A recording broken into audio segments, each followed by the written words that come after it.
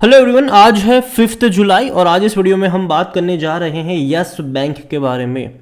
देखिए, yes bank ना बहुत धीरे धीरे करके ही सही लेकिन ऊपर की तरफ मूव ज़रूर कर रहा है। देखिए, पिछले कुछ दिनों में अगर हम देखें तो बैंकिंग सेक्टर जो है वो काफ़ी ज़्यादा दमखम दिखा रहा है। सरकारी बैंक से लेकर प्राइवेट बैंक बड़ी तेज़ी दिखाते हुए नज़र आए हैं और उसमें यस बैंक भी पीछे नहीं है, इसमें भी तेज़ी देखने को मिल रही है। लेकिन साथ ही साथ यस बैंक को लेकर एक बड़ी अपडेट्स भी आई जिसके बारे में इस वीडियो में हम बातचीत भी करेंगे। लेकिन उससे पहले अगर आपने अभी तक चैनल को सब्सक्राइब नहीं किया है तो प्लीज़ अभी इसे सब्सक्राइब कर लीजिए, क्योंकि आगे भी बहुत सारे वीडियोस हैं जो आपको काफ़ी ज़्यादा हेल्प करेंगे। तो यस बैंक का शेयर 17 रुपये 20 पैसे के आसपास ट्रेड कर रहा है। पिछले एक महीने में अगर हम देखें तो तेज़ी जो एक्चुअली में आई वो पिछले 3-4 दिनों में ही आई है। अब देखिए, 16 रुपये का शेयर था, ऊपर की तरफ गया और 2 दिन में बड़ी तेज़ी इसने दिखा दी। अच्छी रफ्तार में कहूँगा इसको। अगर एक साल की अगर हम बात करें तब ग्रोथ 35 से 36% का है। लेकिन ग्राफ इंटरेस्टिंग है। देखिए, 12 रुपये का शेयर था, बड़ी रफ्तार बनी थी, पैसा डबल कर दिया इसमें, 24 रुपये पर चला गया ये। लेकिन उसके बाद क्या हुआ? लगातार डिक्लाइन फेज रहा इसका और लंबा वक्त इसने बिताया 15 रुपये 16 की रेंज में। और अगर आप चैनल को रेगुलर फॉलो करते हो तो मैंने कहा था कि देखो यार, अगर आप 15 रुपये के आसपास खरीदारी करते हो, 16 रुपये के आसपास खरीदारी करते हो तो गंवाने के लिए उतना कुछ है नहीं आपके पास, लेकिन अपसाइड्स देखने को मिलेगी। लेकिन हाँ, आप में पेशेंस होना ज़रूरी है क्योंकि टाइम लगेगा इसको। ये भी हो सकता है कि 2-3 रुपये ऊपर जाने के बाद 1-1.5 रुपये गिरावट की भी आपको यहाँ पर देखने को मिलेगी। आपको बहुत बड़ा टाइम देना पड़ेगा इसको। अगर आप अनएक्सपेक्टेशन मतलब आप बहुत ही बड़े उस चीज़ के साथ आ रहे हो कि भैया पैसा डबल हो जाना चाहिए एक साल में, ये होना, तो वैसा नहीं होना वाला, ठीक है। लेकिन अगर आप इस एक्सपेक्टेशन के साथ आते हो कि हाँ अच्छा साल का आपको 20-22% का रिटर्न मिल जाए यहाँ से, तो वो है कि वो मिल सकता है यहाँ पर। तो मैं यही कहूँगा कि अनरियलिस्टिक अप्रोच के साथ अगर आप यस बैंक में एंट्री करते हो, खरीदारी करते हो, तब आप हो सकता है कि आप शायद निराश रहो यहाँ पर।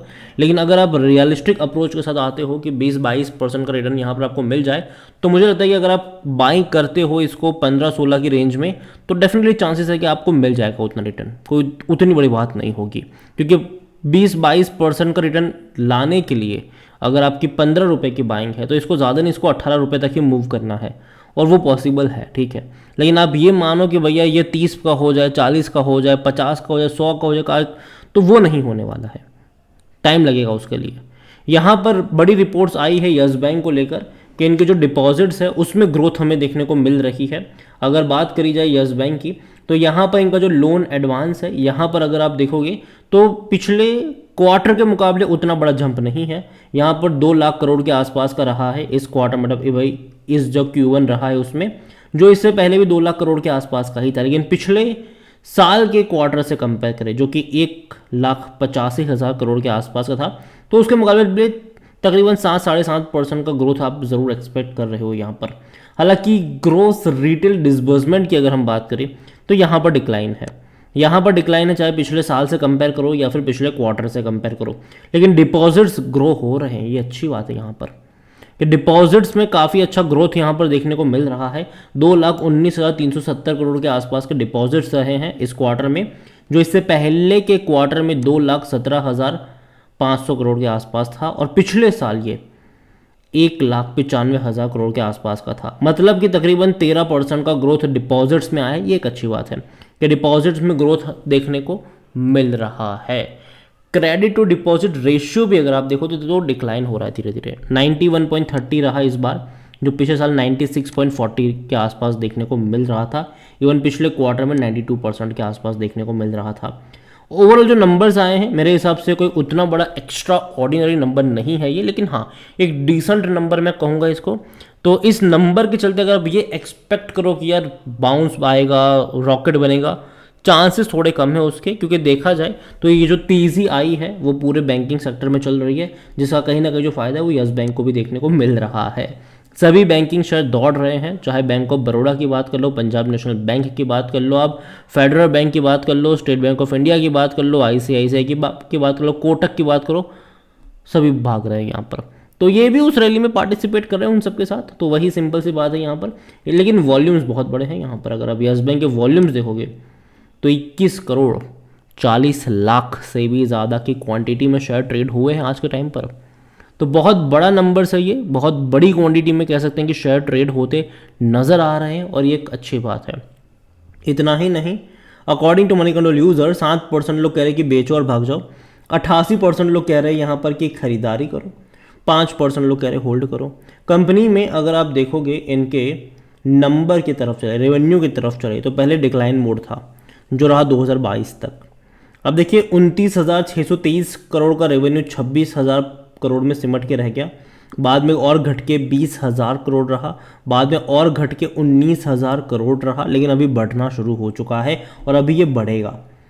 अभी लास्ट फाइनेंशियल ईयर में 22,702 करोड़ का इनका रेवेन्यू था। हालांकि दिक्कत आई है प्रॉफिट्स में अभी भी, अगर आप देखो यहाँ पर तो हालांकि 2020 और 21 में हालत ख़राब थी इसकी, बड़े बड़े लॉसेस देखने को मिल रहे थे।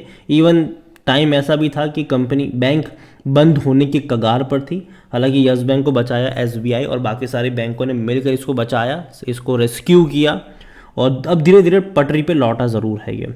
पिछले 2 क्वार्टर में, अगर पिछले 2 फाइनेंशियल ईयर में अगर आप देखोगे तो 2022 में 1065 करोड़ का प्रॉफिट था और 2023 में 736 करोड़ का प्रॉफिट था। अच्छा प्रॉफिट है ये, उतना बुरा नहीं है, लेकिन क्वार्टर ऑन क्वार्टर नंबर्स अगर आप देखोगे तो ये रेवेन्यू वाइज बहुत अच्छे लग रहे हैं। ठीक है, लास्ट क्वार्टर में 7,350 करोड़ रहा जो कि बहुत अच्छा है, लेकिन प्रॉफिट्स वाइज अगर आप देखोगे तो ये निराश कर रहा था। अब तक 372 से 314 पे आया, फिर 160 पे आया, फिर 55 करोड़ पर आया, तो ये लगातार डिक्लाइन फेज था। अभी मार्च में 206 करोड़ रहा, अभी जून में देखना रहेगा कि ये ऊपर की तरफ कैंडल जाता है कि नहीं, क्योंकि मान लीजिए कि अगर जून में ये कैंडल दोबारा नीचे की तरफ आई तो कह सकते हैं कि दिक्कत है यहाँ पर। ठीक है, इनके एनपीए में थोड़ी बहुत दिक्कत अभी भी आ रही है, लेकिन फिर भी मैं मान के चल रहा हूँ कि धीरे धीरे ही सही, लेकिन चीज़ें बेहतर होती नजर आएगी। यस बैंक में टाइम लगेगा, देखो एकदम से पूरी बुक अच्छी नहीं हो जाएगी इनकी, बहुत टाइम लगने वाला है यहाँ पर। और दूसरी बात जो सबसे बड़ी प्रॉब्लम है यस बैंक में वो ये है कि बहुत सारे शेयर्स आ चुके हैं यहाँ पर। शेयर्स की कह लो कि एक तरीके से डंपिंग करी गई है यहाँ पर, तो वो है कि भैया बहुत सारे शेयर्स हैं, बहुत बड़ी क्वांटिटी में शेयर्स है, तो दिक्कत है अभी यहाँ पर। अगर यहाँ पर देखो तो इसका पी रेशो 65 का है, सेक्टर पी 16 का है। महंगा कह सकते हो आप इसको, डेफिनेटली महंगा है, कह सकते हो क्या, महंगा ही है क्यों, अगर हम वैल्यूएशन के हिसाब से देखेंगे तो। लेकिन अगर कंपनी लगातार क्वार्टर ऑन क्वार्टर अच्छा परफॉर्मेंस करेगी, अच्छा रेवेन्यू, अच्छा प्रॉफिट करेगी, तो शायद पी रेशो आपको आने वाले दौर में एडजस्ट होता भी नजर आ सकता है।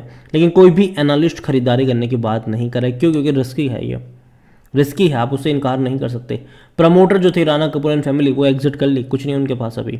0.12% है म्यूचुअल फंड के पास, 37.88% है डोमेस्टिक इंस्टीट्यूशन के पास, 23.11% है एफआईएल्स के पास, रिटेल्स और अदर्स की मिलाकर बनती है 38.89%, जिनमें से रिटेल इन्वेस्टर्स 22.91% की होल्डिंग लेकर बैठे हैं।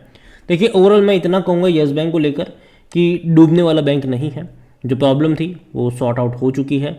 अभी ये कह सकते हैं कि टाइम लगेगा इसको रिकवर करने में, बहुत टाइम लगने वाला है, लेकिन ये बहुत धीरे धीरे बढ़ेगा, कछुए की तरफ अगर ये आपको बढ़ता नजर आएगा। अगर 2 रुपये की तेज़ी भी दिखाएगा तो वापस 1-1.5 रुपये की गिरावट भी आपको दिखा देगा ये आने वाले दौर में। और जहाँ तक खरीदारी कोई की बात है, मुझे लगता है कि इसका जो 15 रुपये का लेवल है, 15 साढ़े 15 रुपये का लेवल, मुझे वो अच्छा लगता है बाइंग के लिए, कि दोबारा अगर यहाँ पर जाता है तो खरीदारी के जो मौके हैं वो बनते नज़र आ सकते हैं। तो पहली चीज़ हुई कि अगर आपके पास है तो रखे रहो, लेकिन आप में पेशेंस होना चाहिए लॉन्ग टर्म के लिए यहाँ पर बने रहने का। और जहाँ तक बात है फ्रेश बाइंग की, मुझे लगता है कि 15 साढ़े 15 रुपये के आसपास अगर दोबारा ये आपको मिलता है तो ख़रीदारी के मौके वहाँ पर बन सकते हो। साथ में ये भी कहूँगा कि जो जून क्वार्टर के नतीजे आने वाले हैं वो काफ़ी इम्पॉर्टेंट रहने वाले हैं, क्योंकि देखो वहीं पे आपको हमें पता चल पाएगा कि क्वार्टर ऑन क्वार्टर क्या सीन अभी यहाँ पर है। क्योंकि देखो अब तक पिछले कुछ क्वार्टर से लगातार डिक्लाइन थे इनके प्रॉफिट्स, लास्ट क्वार्टर में प्रॉफिट इसने कमा कर, मतलब ज़्यादा प्रॉफिट कमा कर दिखा दिया कंपेरेटिवली अदर क्वार्टर्स। लेकिन अभी देखना होगा कि भी नेक्स्ट क्वार्टर में क्या है, कैंडल ऊपर की तरफ है या फिर नीचे की तरफ है, तो वो देखना रहेगा यहाँ पर। तो जब तक क्वार्टरली रिजल्ट्स नहीं आते तब तक मैं कहूँगा कि बहुत बड़ी जल्दबाजी मत करना यहाँ पर। हालांकि है सही, अच्छा है, ये डूबने वाला नहीं है तो रखे रह सकते हो आप इसको, लेकिन फ्रेश बाइंग के लिए 15 साढ़े 15 रुपये के लेवल का वेट करो या फिर क्वार्टरली रिजल्ट्स के आने का वेट करो। वीडियो को यहीं पे एंड करूँगा, पसंद आया हो तो लाइक करो, शेयर करो, चैनल अगर आप पहली बार हैं तो प्लीज़ सब्सक्राइब करें।